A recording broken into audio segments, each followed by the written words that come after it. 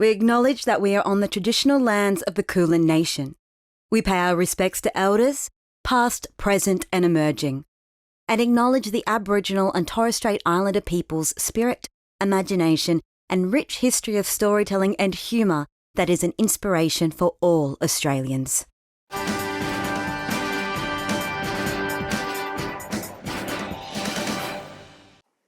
Hello and welcome back to another episode of The Bearer of Weird News, the only podcast with a 95% efficacy rate and TGA approval. So it's time to get your mandated dose of the unconventional and the outright stupid. First thing though, it's just a quick reminder that I have a digital show of my storytelling show, I Got Bit by a Monkey Once, as part of the Leicester Comedy Festival, which can be bought tickets for about £5. I think I put it up for about £5. And I have two live shows, live in-person shows at the upcoming Adelaide Fringe Festival. 5 nights of the very same storytelling show, I Got Bit by a Monkey Once, and 2 shows of my news quiz podcast, which I think if you're listening to this, you're probably a fan of the news quiz podcast. It's called The Weird News Quiz, with some guests from across the festival answering questions about the weirdest and most wonderful news. It's the sort of stuff that you might see on a show like this, so who knows, you may even know some of the answers. Tickets are on sale now, so support this show by buying a ticket. I mean, even if you can't do the live show, you could check out the digital show through the Leicester Festival. But until then, let's get to the news.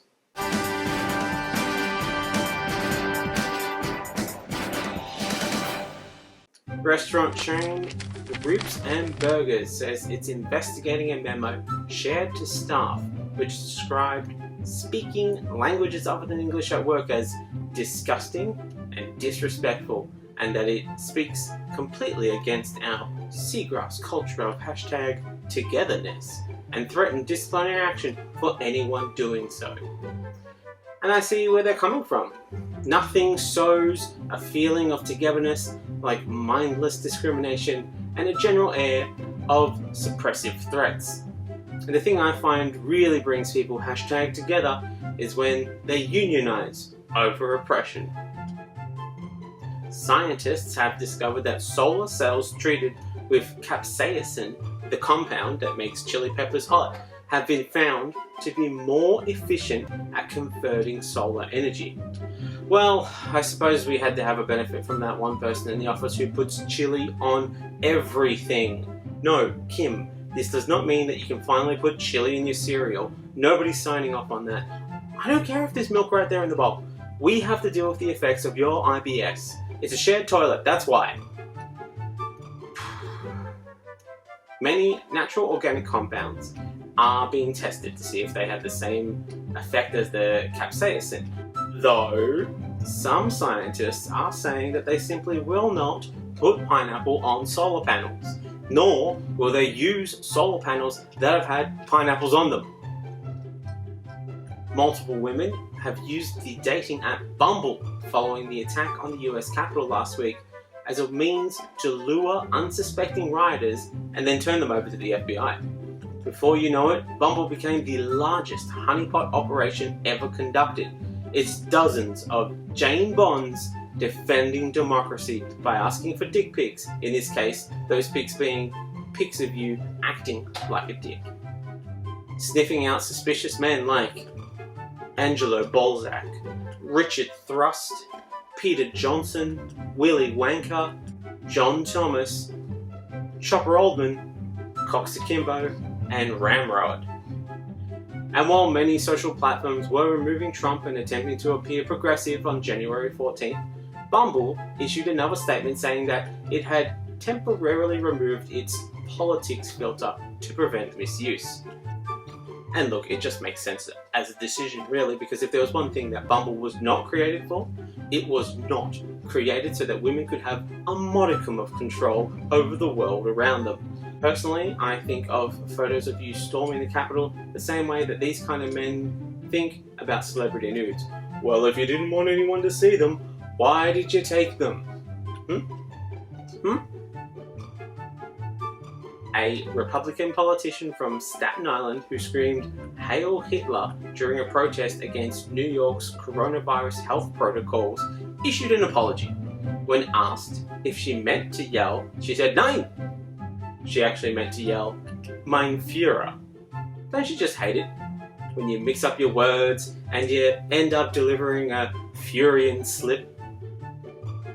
Leader of the British House of Commons and Victorian ghost stuck haunting the House of Commons, Jacob Rees-Mogg, has claimed that fish are happier after Brexit. Now, the Speaker of the House, Sir Lindsay Hoyle, rebuked the statement in the most English way that he could, just to really remind people that Brexit had happened and that they would be quintessentially British from now on. When he didn't object to the statement, rather he just confirmed, obviously there's no overwhelming evidence for that. However, Rees-Mogg also claimed the government was dealing with the issue as quickly as possible, but Lindsay Hoyle has failed to fact-check him on that clearly untrue statement. Police in Bali have been trying to find ways to ensure that people found not wearing a mask in public are punished in a somewhat unconventional way. They're making non-mask wearers do push-ups. Are you kidding me, Bali? Aside from people with a medical exemption, you've noticed who the majority of non-mask wearers are, haven't you? It's always people who were the kind of guy who would spend all of his spare time in the gym. This is why they don't wear the mask. Hey, I'm indestructible. I actually bench press other bench presses in order to stay in shape. That's how I get things done. All you are doing is giving them an extra excuse to work out. And this is not going to be a deterrent from them not wearing a mask. In fact, it's going to be a reason for them to show off in public. What you want to be doing is coming up with a way to make them regret the decision and not think, oh, I should probably do that again. Get in some extra push-ups. You're just making them stronger. That's all the headlines for today. Let's get to the bigger news.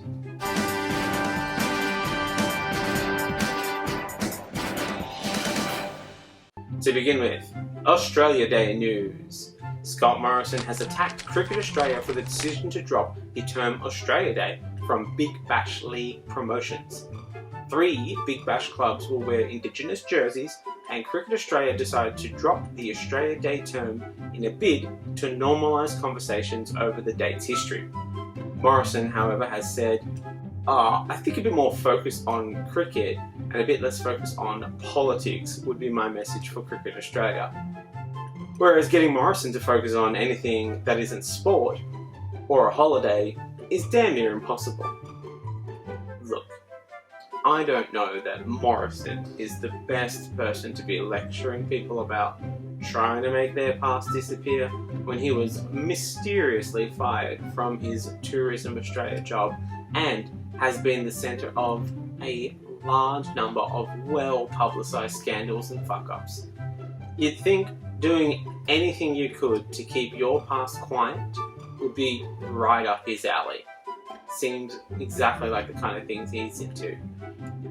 He definitely strikes me as more of a rewriting history type, typical of someone with a marketing degree from the Goebbels Memorial School of Big Bips and Whoopsies, claiming, when those 12 ships turned up in Sydney, it wasn't a particularly flash day for the people on those vessels either, this being a reference to the convicts brought aboard the ships on the First Fleet. There he is, the leader of our country, demonstrating the newfound oneness that we changed the anthem for. Yeah, the Indigenous people were slaughtered, but there was very hurt people on both sides. And as such, we will from now on be including our controversial Australian of the Year among our Australia Day honours. And they're not even going to do a thing to remove it, because in their own words, in a system that recognises hundreds of people each year, it is inevitable that each list will include some people who others believe should not be recognised. So prepare for 2022 nominees Blair Cottrell and Peter Credlin for their services to creating a horrible national discourse. Like previous recipient and lizard fueled by raw onions, Tony Abbott. But this is something that we can take control of, we as a collective. Because it turns out any Australian can nominate someone for an award. That's me. And statistically, by demographic of my audience, you. We are mostly Australians. Nominations are assessed by the Honours and Awards Secretariat, considered by the Council of the Order of Australia, and then before recommendations are made and given to the Governor-General. So to complete a nomination, you'll need to send examples of how they've demonstrated outstanding qualities, what they have done to make things better for others, and the role or areas in which they have excelled, the period of time or dates of service, if you know them, and evidence of other awards or recognitions received by the nominee. You can send these through to this online form. I'll put it up on the screen here. It'll be in the links for the show, but it's formsbusiness.gov.au. I'm not going to read all that out, but you get it's on the business.gov.au site for the podcast listeners. And then we can make 2022 a very different set of honours recipients. I mean, I bet we could even get Australian icon and beloved entertainer Blackboard up on the nominations. And to be honest, in his own words, the one and only indispensable Blackboard that everyone is waiting for. It's about time. Getting Blackboard nominated? Hurry up.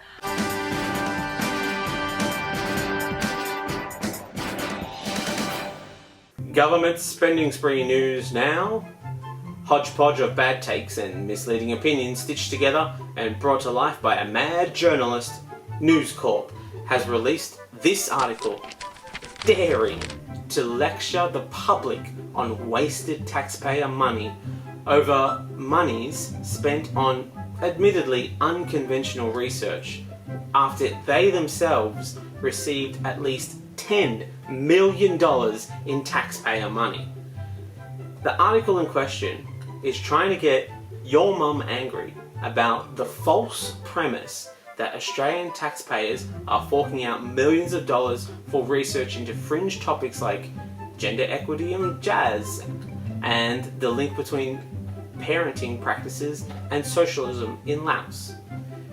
Now, these things are being researched, but to imply that we are wasting taxpayer money on it is exactly the kind of petulant, "oh, what about me-ism" that I've come to expect from news.com.au, which is the digital news example of digging through your garbage for a scoop.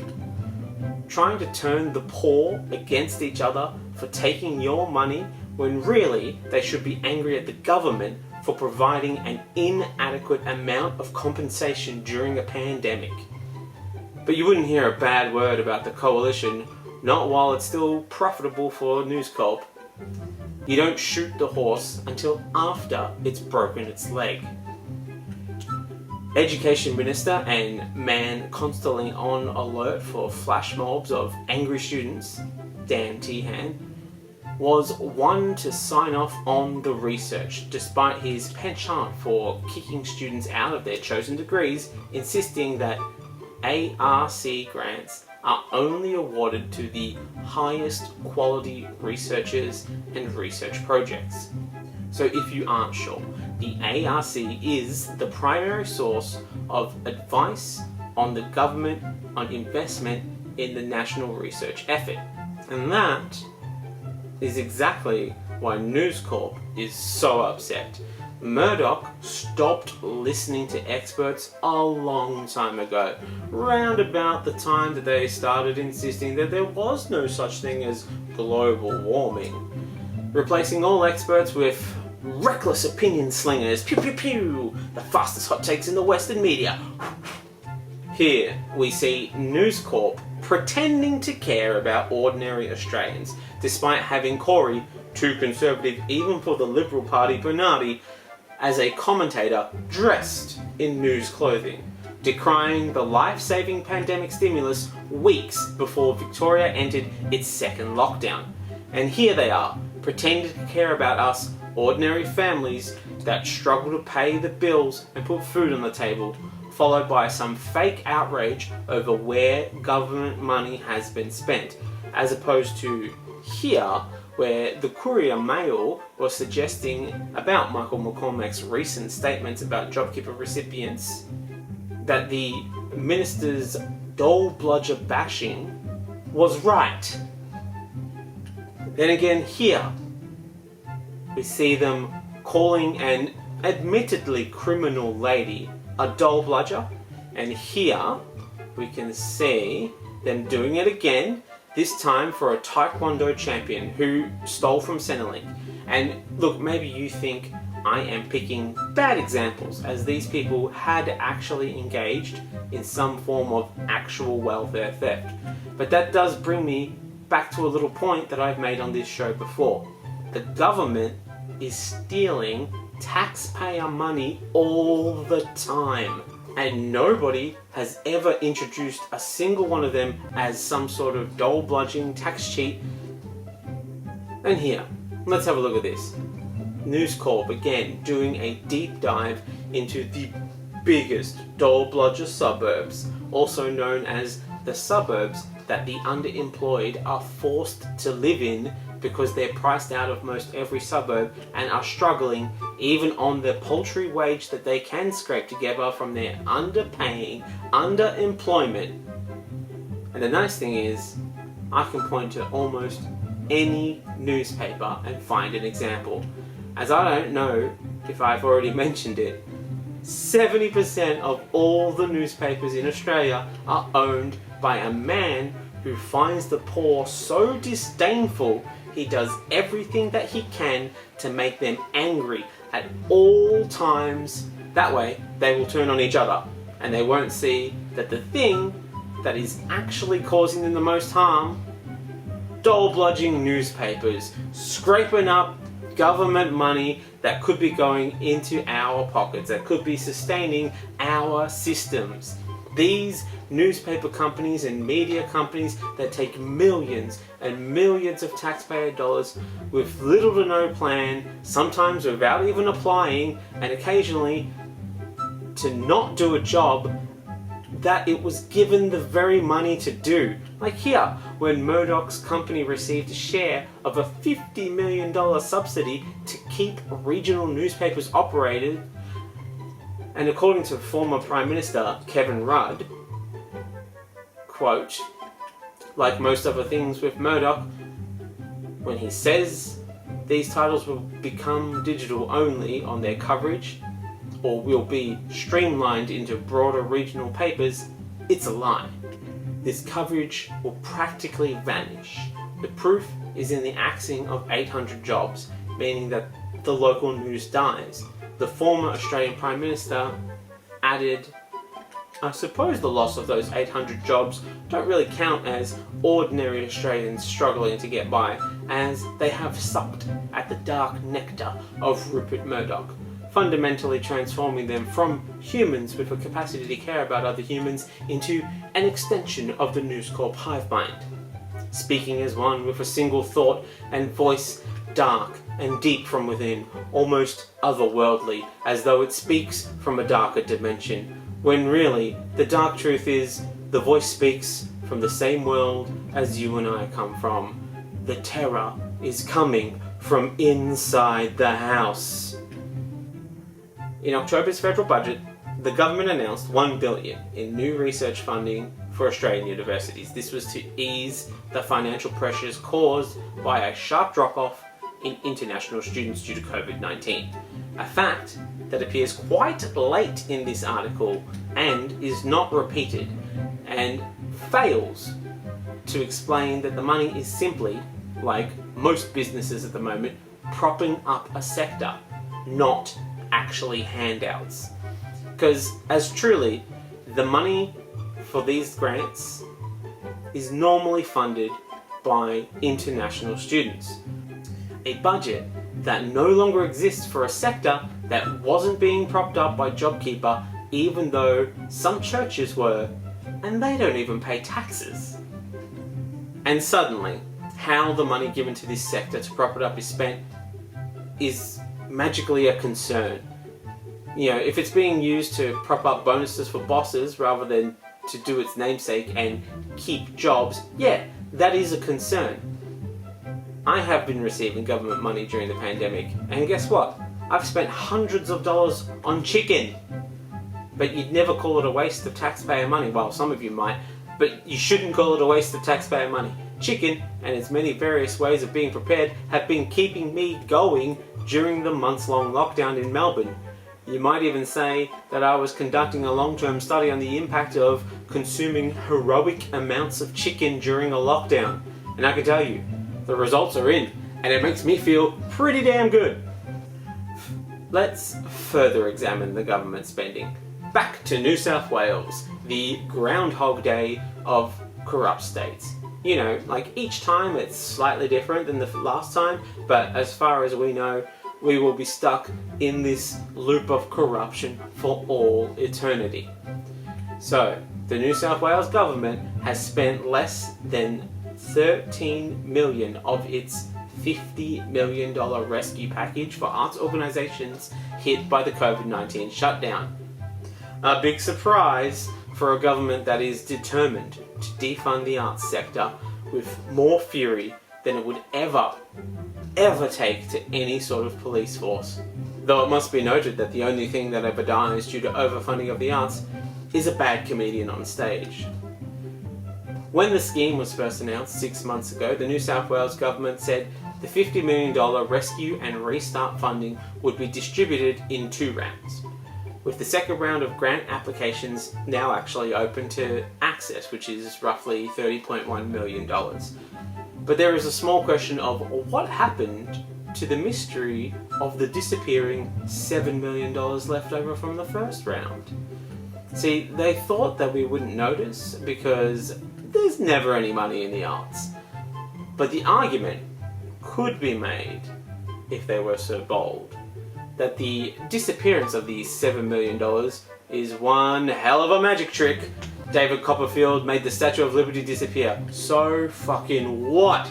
The statue costs $5.4 million, and that is way under what we are making disappear here. It's time for New South Wales Arts Minister Don Harwin to don his top hat and cape and hit the road. He has a hell of an act on his hands. Now, look, traditionally you might argue that they make a disappeared object return. But you know what? That is played out. The real magic is in making something disappear forever, without a trace. Even the Roman Empire still has remnants left. They couldn't make it disappear entirely. Look guys, magic has moved on. It was doing card tricks in the street in leather pants and now it's making government money disappear. However, Guardian Australia has heard claims from industry sources that the $7 million was in fact dished out amongst New South Wales arts organisations at the Minister's discretion, outside the formal rescue and restart grant application processes, and that the process was conducted with ridiculous secrecy. Ridiculous Secrecy is actually the name under which Don Harwin is performing his touring magic show. Ridiculous Secrecy. He also does kids' parties and bar mitzvahs for those that are interested. And yet, Don's office denies that money has been dispersed at his discretion and said that the $7 million was a provision for vulnerable companies. Kind of like arts companies at the moment. Quite vulnerable because they can't put on shows. So, seems he has actually made the money reappear.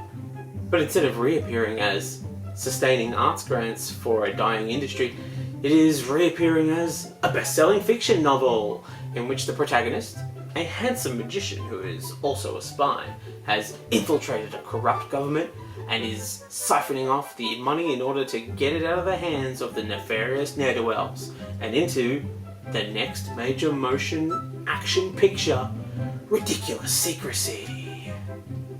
Looking forward to it when cinemas open again at some point ever. However, let's now move over to Canada, the preferred identity of Americans when they used to be allowed to travel. Just like an Australian overseas will not deny it, if you confuse them with a New Zealander. It's a pretty safe identity to have at the moment. In fact, we hope that your confusion becomes legally binding. Artists across Canada are facing demands from the Canada Revenue Agency, the Canadian equivalent of the ATO, asking that they repay emergency coronavirus benefits. The agency is also insisting that some artists are not eligible for payments under new income supports, leaving them to wonder why they have been excluded and how they're going to get by. Taking the self-perpetuated myth of the struggling artist to its natural conclusion, a state-mandated period of artistic suffering and depression to act as a muse in order to usher in a Canadian Renaissance. It's been a long time since we've had a Renaissance, and frankly I think we're overdue. We've had 2 pandemics, 2 world wars, and 2 movies set in the grown-up cinematic universe. But only one recognised period of enlightenment and artistic development and discovery? For shame. We have had marvels that those blundering fools could never dared have dream of, like shoes with rolly wheels in them. The wonders. Look, the problem at issue here is that the CRA statement states that artistic grants do not count as income for the purposes of meeting the Canadian Emergency Response Benefit threshold. Now, to be eligible, recipients must have had at least $5,000 in net income in 2019, or the 12 months preceding their application. Although the CRA has been telling artists that such grants don't count as income under the CERB program. They do count as income at tax time, however. You see, the thing about art is, its fundamental job, assuming that jobs in the arts still exist as anything more than a quaint footnote in history, is to make people question the nature of existence. And these artists are simply too good at their job. They have caused the Canadian Revenue Agency to question the very nature of the money that they have given, to ask that most fundamental of questions asked by artists: what even is income? If such a thing can be defined, when is income not income? Well, when it is given by the government, it seems, bringing to question the nature of a minister's salary. Is it truly to be considered income, as it was given by the government and not truly earned, and without it they would not have earned more than $5,000 in the previous year? And if it is an income, can they have income tax returns? Turning the whole artistic expression into more of a philosophy doctorate. And we can all agree, nobody wants to fund philosophers. Go back to pondering the fundamental questions of existence, you pretentious slacker wannabes. Who do you think you are? No, really, in the grand picture of things. Who are you? What do you stand for? And why are you? At least have the courage to admit that you don't want to work just like the rest of us. Don't try and pass off your intention to form a oneness with your couch as a quiet introspection. That's not a meditative state. I heard you snoring. You were napping.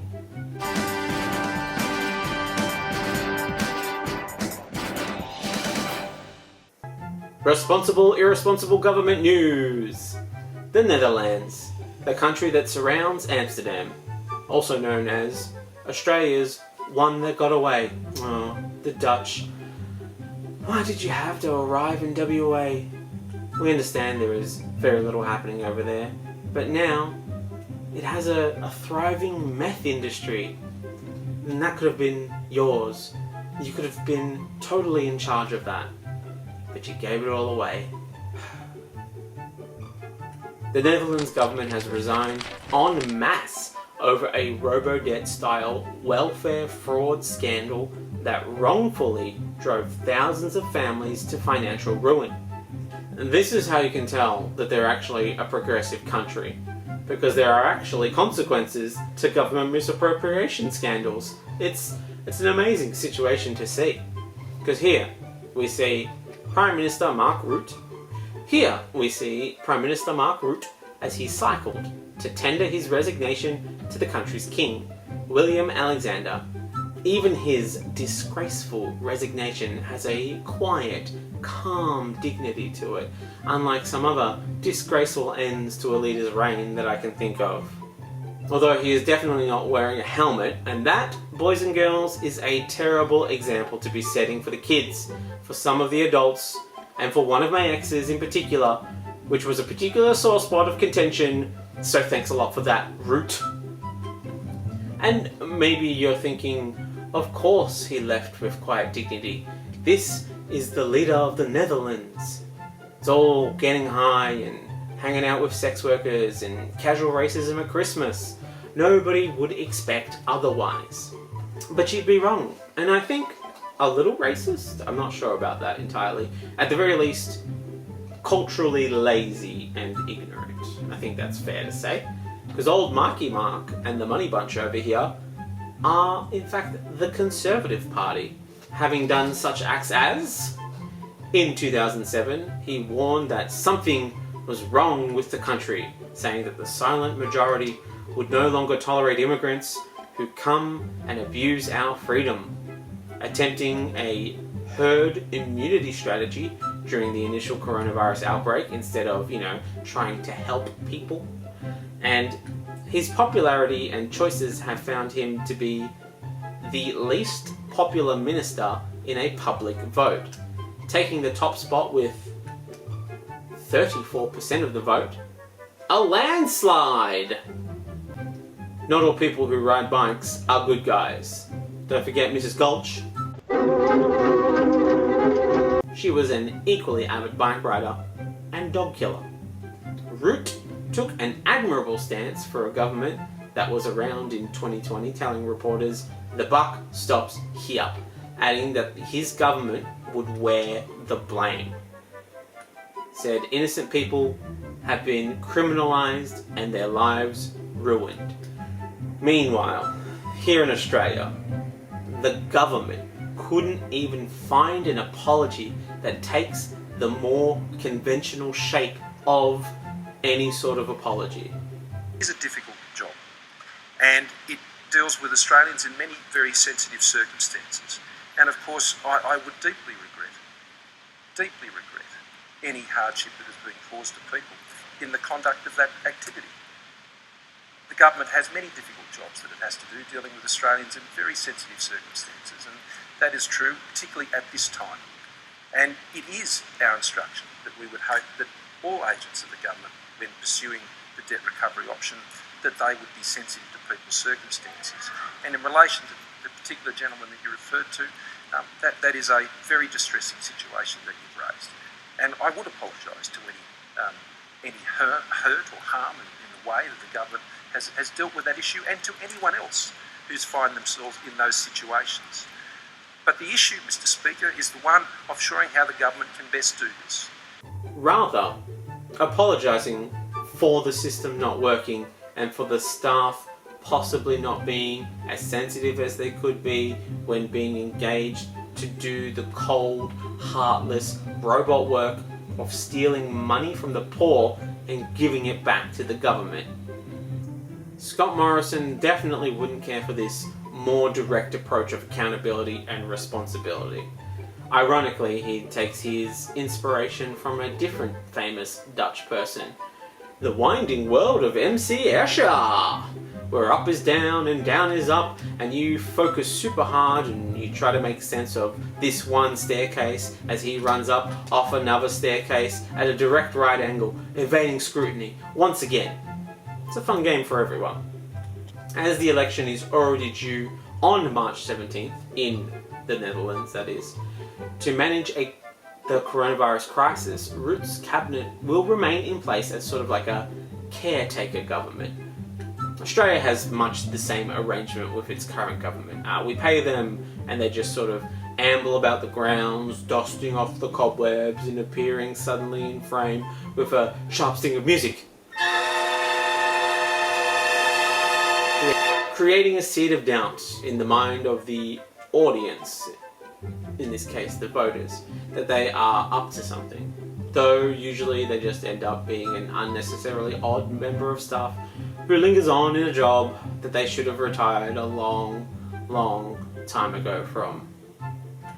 The resignation follows a parliamentary inquiry last month that concluded that bureaucrats at the tax service had wrongly accused families of fraud over childcare subsidies. The inquiry report said about 10,000 families had been wrongfully forced to repay tens of thousands of euros of subsidies, in some cases leading to unemployment, bankruptcies, and divorces. Sound familiar? It describes such mismanagement over a decade as an unprecedented injustice. But I think it sounds more like a predictable, conservative, poor-bashing action.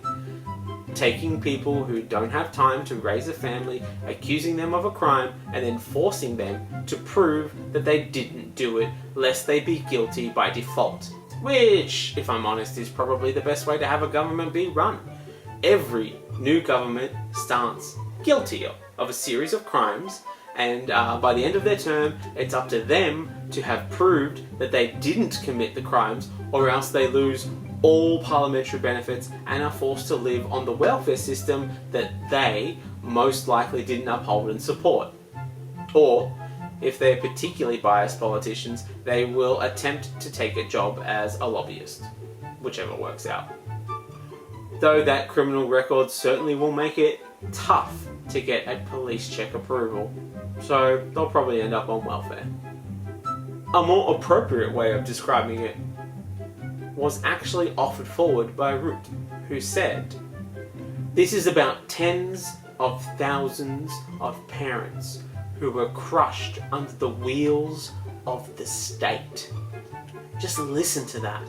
And as accurate and self-reflective as that is, making words pretty doesn't free you from your crimes. Otherwise, Oscar Wilde certainly would never have ended up in prison.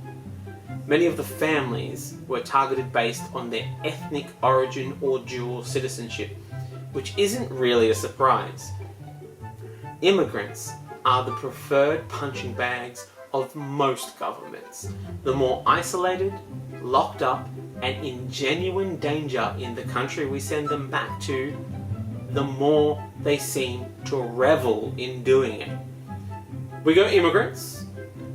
If you're going through a period of like white migration, then we go poor, but not like specifically dole bludgers and public purse sponges.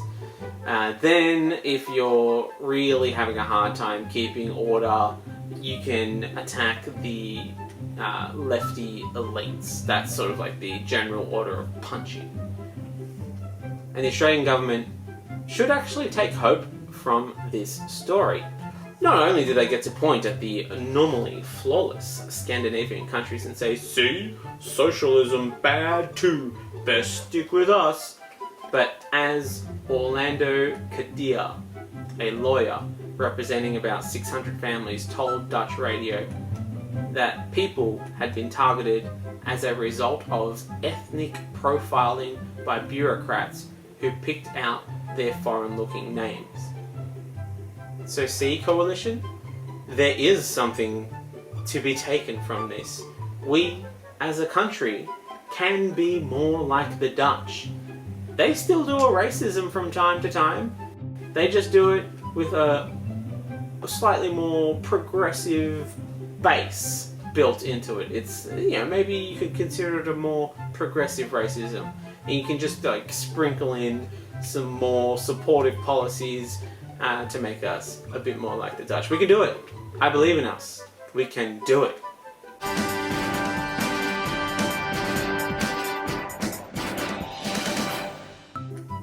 Defending atrocity news. Federal Liberal MP and bank manager from a Mary Poppins film, Craig Kelly, has accused social media companies of attempting to purge comments about unproven COVID-19 treatments after he received a warning from Facebook over his claims regarding the anti-parasitic drug ivermectin, proving definitively that he has misunderstood the Purge films in their entirety.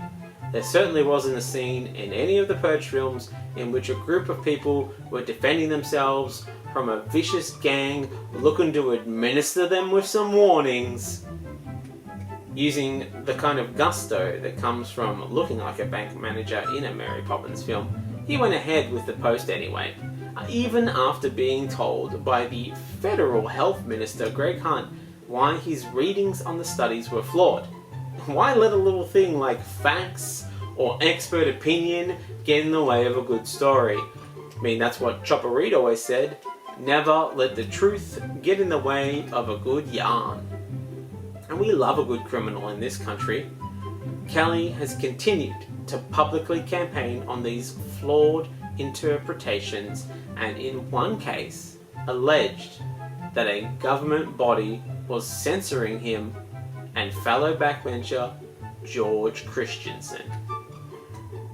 The little politician who cried censorship has continued to spout his conspiracy theories and cries of censorship despite having almost 75,000 Facebook followers, nearly half the size of his own electorate, and then residents in Craig Kelly's electorate of Hughes saying that he regularly blocks constituents from his page when they disagree with his climate change denialism and advocacy of unproven treatments for COVID-19. Oh, it must be so hard to be so oppressed. I don't know how he manages to survive. I mean, if he hadn't been blocking so many people, he might have had more followers than there were people in the electorate. But, oh, heavy is the finger that shares the conspiracy theory. Oh, it's such a burden to bear. A group called We Are Hughes has formed to run an independent against Kelly at the next federal election, saying his views, particularly on climate change, do not represent those of his constituents.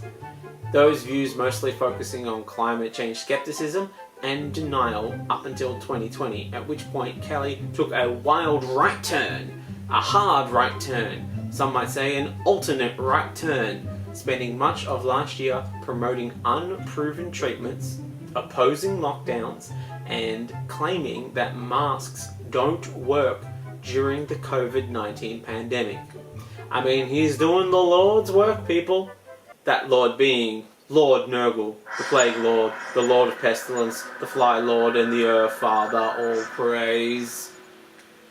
Labour's health spokesperson, Chris Bowen, seized on the controversy, arguing the social media giant had called out Conspiracy Craig's medical disinformation campaign when the PM had failed to. But let's be real here. Conspiracy Craig isn't the best nickname.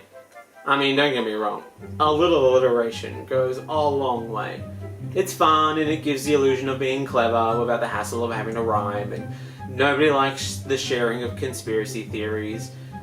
But it is just so basic when there are so many things in his past that could be brought forth to wave in his stupid face. Like his voting. He voted in support of the plebiscite instead of, doing his job. He also supported the right for celebrants to refuse to marry same-sex couples instead of just lying and saying that they were already booked that weekend, decreasing ABC and SBS funding, decreasing welfare payments, drug testing welfare recipients, getting rid of Sunday and public holiday rates, reducing corporate tax rates, stopping people who arrive by boat from ever entering the country. He voted in favour of the cashless welfare card. He voted against ending detention in Nauru and voted strongly against an NBN. So he doesn't want you to stream super fast porn. Sorry, I mean Netflix. He doesn't want you to stream super fast Netflix. You might point out this is one of a long line of being on the wrong side of history, and how it is the only train that seems to consistently show up at Craig Kelly's station, the Minister for Crackpot Theories. Or, if you insist on alliteration, the Minister for Madness. And here he is again, this time standing by the US Capitol Antifa claim despite discredited evidence. Seen here, next to his old mate George Christensen, forming the parliamentary super duo Tweedledum and Tweedledummer, the Wonder Twins, because every time they speak they have to stop and wonder, could they possibly be serious? And why wouldn't they speak like that? It's not like the leaders of the party are going to put a stop to them, as evidenced here by acting Prime Minister and man trying to teleport into the middle distance as he is confused by the words coming out of his own mouth, Michael McCormack, criticising Twitter for censoring former... Oh, well that feels good. Let me just say that again. Former US President Donald Trump. Now, that's a good sentence to say, and it doesn't even have any alliteration. It's just full of facts. Oh, so good. Oh, anyway, then Morrison himself would go on to fail to condemn the Congress attack, later upgrading his status from no comment to it's complicated, suggesting Donald Trump's comments before the US Capitol riots were incredibly disappointing. Disappointing? Disappointing? No, unexpected onions are disappointing. I would go so far as to say that they are infuriating. A hole in a sock is disappointing. 5% battery on my phone is disappointing. These comments are dangerous, treasonous, even as the future musical about the Trump era will state, sedition, sedition. They are no good.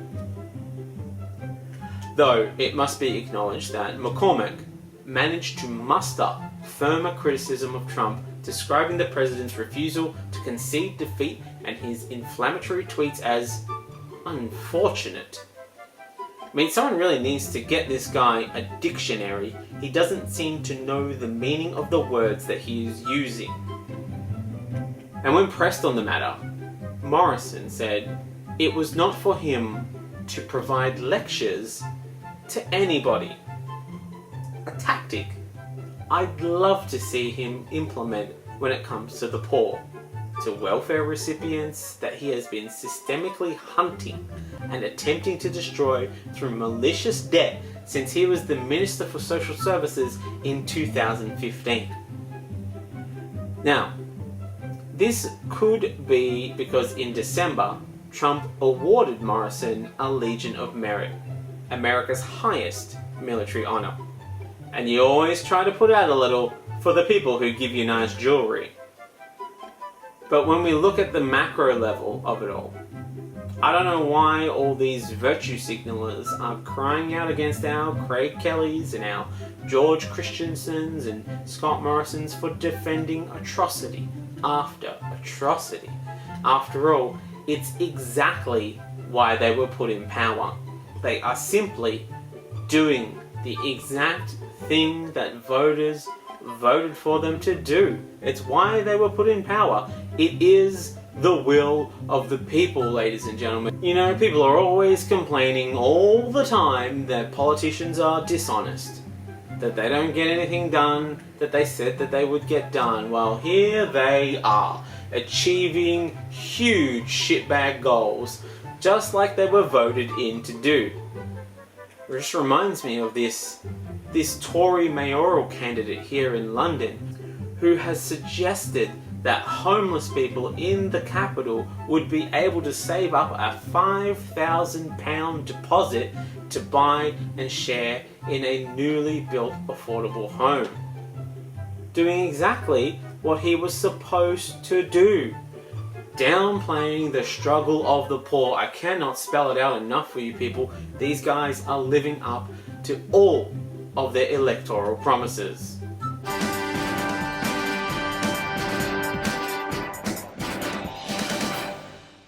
Fruit picking news now.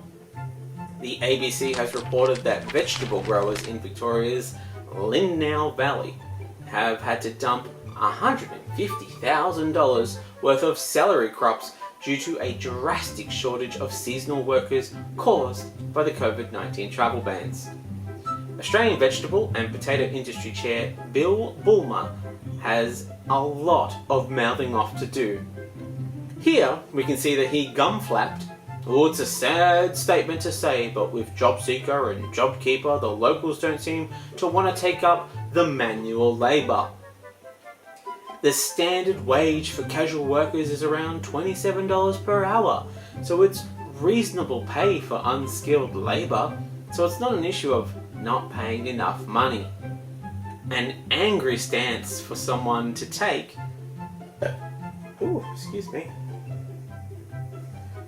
An angry stance to take for someone desperately trying to convince people that they're gonna have a good time if they come out to the farm and pick some fruit in the hot sun for hours and hours and hours on end, for weeks and weeks and weeks on end.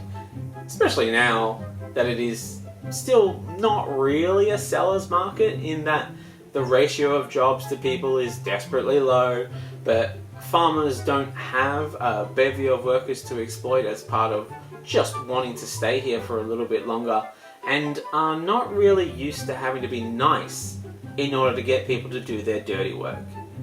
This is a whole industry built on the exploitation of workers who, in order to get their visa, must have done fruit picking for at least 3 months or 88 days, either in one block or in separate blocks, have worked in an eligible postcode of regional Australia, provide evidence of specified work, so maybe pay slips or employer references, and must apply before your first working holiday visa expires if you are in Australia.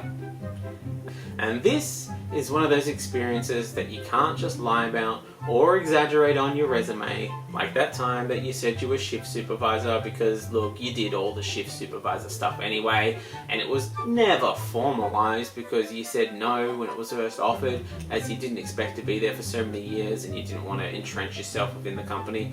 But then they held on to that and used it as a weapon for the remainder of your time there, or something like that. Or so I hear. However, the federal government previously announced a $1 million scheme to encourage city-based job seekers to relocate to regional areas to work on farms months ago. So what happened to that? I mean, the scheme mostly consisted of billions of dollars of water infrastructure, extended instant asset write-off, and telling farmers who employ young, out-of-work Australians that they could also benefit from a new government wage subsidy that they called JobMaker, implying that they will provide employers with $200 a week for each new job created for 16 to 29-year-olds and $100 a week for any new job created for 30 to 35-year-olds. I mean, still nothing for people aged over 35, because if they haven't sorted their life out by 35, best write them off, right? Right? They're all done? Let's focus on the next generation. Those last ones are a write-off, and not even a good one like an instant asset write-off, more of a depreciation of value write-off. Unless, of course, you're thinking of becoming the PM or a president, then you're good to go and start a job at 78. I mean, it's the only way to secure a reliable pension at this point. Best we all give it a go. Just get in line and we'll all get our government payments soon enough. Apparently there is $9 million set aside over the next 3 years to ensure the welfare of workers on the seasonal worker program, but it is not clear how it will be spent. I mean, I can tell you what is clear is that it certainly won't be spent on paying the workers. that is one thing that we can tick off for sure.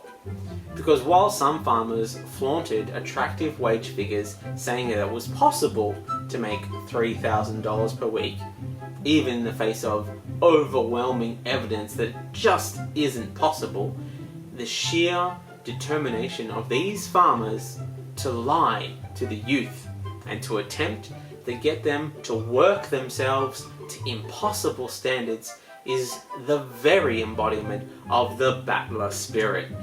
Convincing young people who don't know any better to just throw themselves into a no-win situation again and again for some vague and unattainable ideals and promises. It's the spirit that this country was built on. That and the destruction of non-white people, which, to be fair, is the preferred method of the farmer, to destroy non-white people. But as we can't get people in the country, suddenly our greatest asset, that gigantic moat that surrounds us, has become the downfall of our fruit. This worker, known only as Jody, who refused to give her name to the ABC, applied for at least 10 farm jobs through Employment Marketplace Seek, through the government's The Harvest Trail job board, which, just as a side note, does sound like an expansion pack for Animal Crossing, where you work for the other people's farms instead of sustaining your own due to a game-wide blight on half of the crops. But that's just my thoughts. She also looked on Gumtree, which no real surprises there. The only reliable jobs on Gumtree are the ones that require you to do the job in either your underpants or naked. And through social media, and through Agri-Labour Australia. So you'd be hard-pressed to say that she wasn't trying. Mutual obligations do only require you to apply for 4 jobs a month at the moment, and the fact that she went for 10 is above and beyond. She even tried just showing up to jobs. She says, "I figured I'll turn up with my work boots and my hat and just go to work." But there's not even an option for that because they're not interested. I have tried this same tactic at jobs that I want, and I must say that when I showed up to NASA in my blue polo and homemade lanyard and a can-do attitude, they wouldn't even let me into the staff break room. So I feel you, Jody, I feel ya. On another occasion, she was asked to fill out a 100-question questionnaire for a job picking cherries. 100 questions. I have applied for government jobs that are classified as skilled jobs, or at least require a degree, and answered less questions than that. Most jobs that I've applied for don't ask for much short of, "Are you a thief?" and "Will you wear pants if required?" This obviously raises some red flags. She told the ABC that she was starting to think some farmers might prefer migrant workers to Australians because they would be less likely to complain about small wages, noting, "I know that a lot of them live on site and that employers charge them accommodation and all that sort of stuff." The government and the media are trying very hard to sell you on this narrative of the lazy job seeker and the poor, embattled farmer, when it is actually the fruit pickers who are the ones being exploited. This way we don't feel bad when we almost inevitably force them out there to do some picking in order to earn their dole. Pick for the dole. I can't say that pick for the dole isn't a very appealing offer, as historically there have been issues with little things like getting paid. And that's not to mention that the amount that they weren't paid was not even the promised $500 for 30 hours, which would put it at roughly $16 an hour, a full $1.70 under the 2016 minimum wage, which is a far cry from the $27 an hour cash bonanza that they are promising for moving out into the unpaid zone. Australians don't need to travel all the way to remote farms in order to experience wage theft and exploitation. They can get that experience at their local supermarket, and they don't even have to pay to live at their supermarket. At least, not yet anyway. We'll eventually come to a sort of live-in work situation as a solution to the housing crisis, but that's a disaster for another episode. Furthering this lazy narrative and showing that he thoroughly misunderstands the job, the nature of these kinds of jobs, and what bosses think of their workers, McCormack, remember McCormack? He's back, and he said, tell them to bring their mobile with them because it would be a great Instagram moment for them to get up in a tree and pick some fruit. But hey, let's ask someone who's actually done the job. Oh, here's one I prepared earlier. Actual man who did the job, Luca Ralston. He said, use of the phones while we were working was actually prohibited, and we got told not to have our phones out while we were working. So another reason not to go out there. You can't even get some sweet social media pics of you having your wages stolen and your spirit broken. You really need to capture a few photos of yourself like before a situation destroys you, and then some after that situation has destroyed you, so that you can see how much character that you've developed in your time there. But here we go, Michael McCormack. He took to the airways to inspire a generation of Australians trying to survive a pandemic with a thrilling, moving, poignant speech. What did he tell the youth? That they had nothing to fear but fear, to not ask what their country could do for them, or perhaps, third example of a stirring speech. No, not at all. He told them the party was over. He said, I say to those who perhaps have done reasonably well off JobSeeker, who may have earned more than they could have dreamt of, it is perhaps time to turn the Stan and Netflix off and come to the regions where you can have a better life. So aside from thinking that those on JobSeeker have very small dreams, or perhaps lack a capacity for imagination, I guess this must be why they are hitting the arts so harshly with fees of plus 130%. If your population lacks imagination, then they can't dream of anything better. But according to Services Australia, if you move to an area of lower employment prospects, you can lose up to 26 weeks' pay. That is 6 months. 6 months without money in an area that they know has less jobs, which you likely moved to so you can afford to have shelter.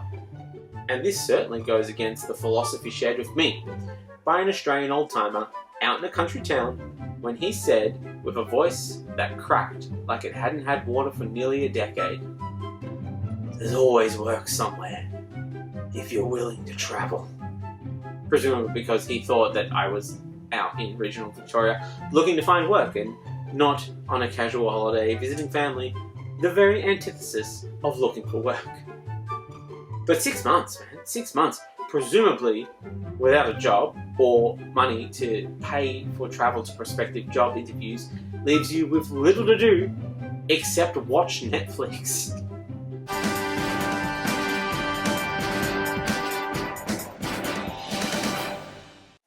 And finally, weird nature news.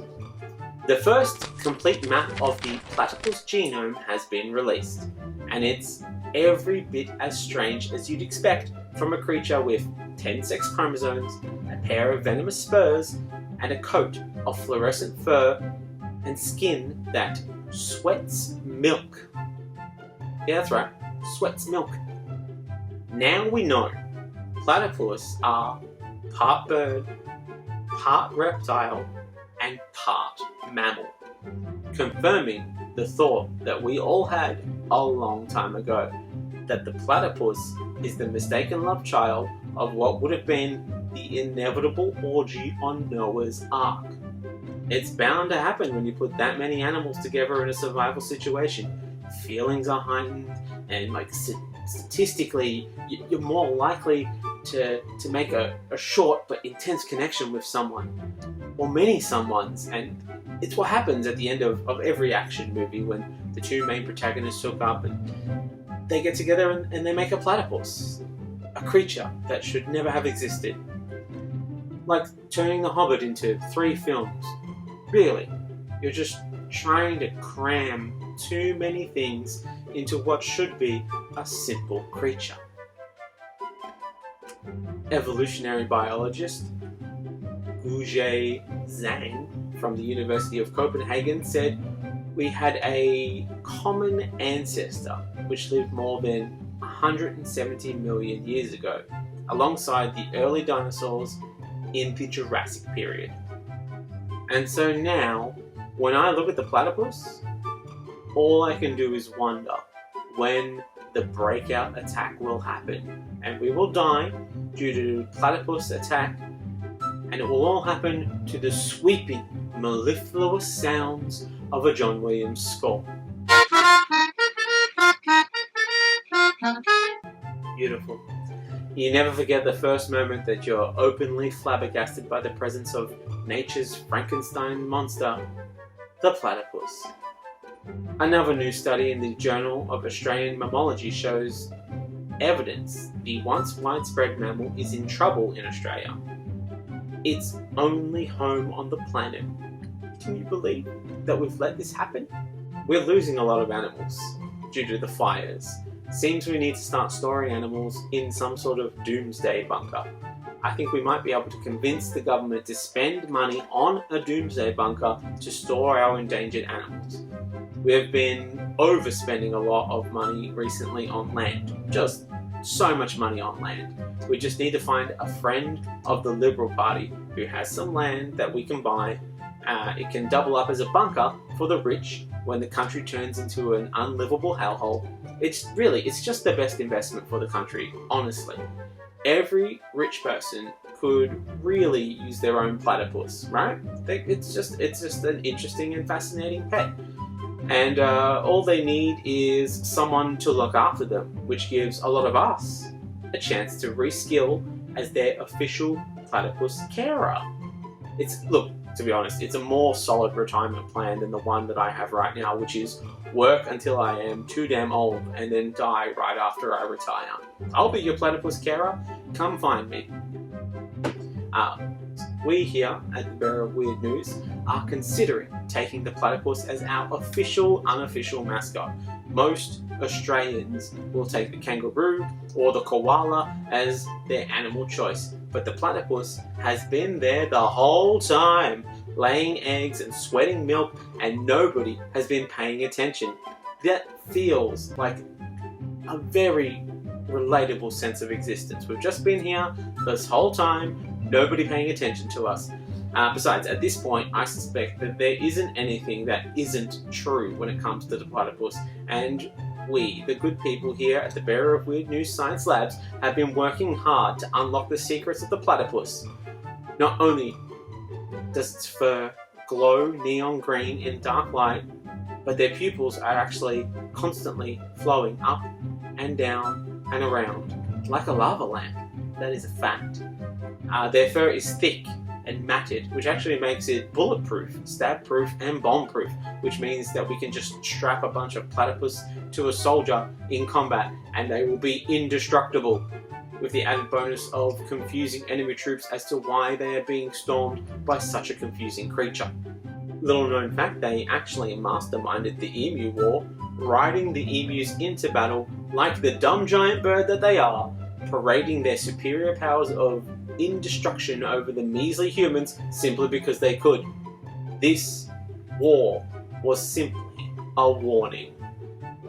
There are no recorded cases of a platypus killing a human because they are excellent at covering up their crimes, taking the humans down to their secret lairs to dispose of the evidence. No one will ever know. Platypus milk can not only provide a solution to antibiotic-resistant germs, but also to longer life titanium bones and the secret to the meaning of life, which is why it is so closely guarded. You'll never see it on the supermarket shelf. Go ahead and look, you won't find it. They are so feared, they haven't even turned them into a Pokemon yet. And they have a Pokemon that are rocks and apples and dragons and ghosts and just the very idea of electricity. that is how respected they are. And they are so Australian that they are actually the origin of the famous yeah nah saying, as it was the answer given when someone asked if they could see a platypus in the wild. Be like, yeah, nah, yeah, nah, yeah, nah, nah, nah.